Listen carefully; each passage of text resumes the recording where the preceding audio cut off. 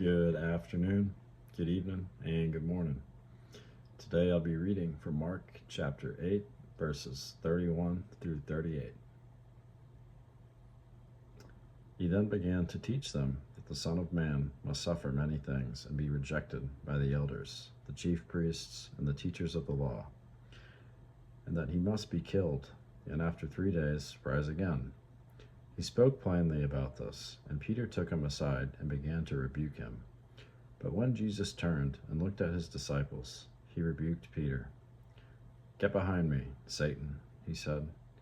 "You do not have in mind the concerns of God, but merely human concerns." Then he called the crowd to him, along with his disciples, and said, "Whoever wants to be my disciple must deny themselves and take up their cross and follow me. For whoever wants to save their life will lose it, but whoever loses their life for me and for the gospel will save it.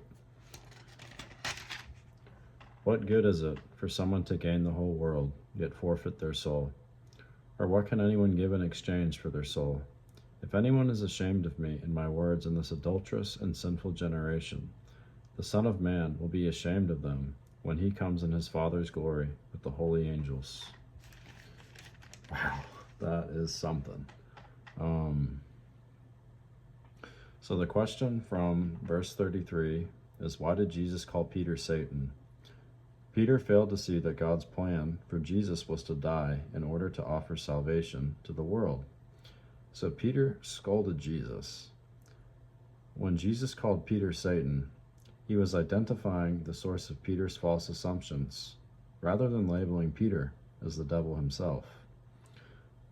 Why is self-denial a prerequisite to being a Christian?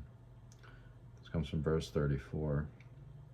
The kingdom of heaven belongs to those who recognize their spiritual poverty and see their need for God's help.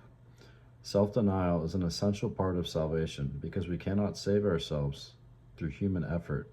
Salvation comes by dying to the old life and rising again to the new life in Christ.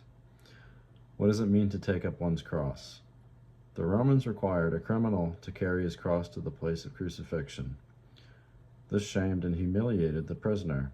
Jesus used this powerful image to illustrate the price of being his disciple. Jesus laid down his life voluntarily, and he asks us to do the same, to commit our lives wholeheartedly to him, accepting any hardship this choice may bring. God bless you guys.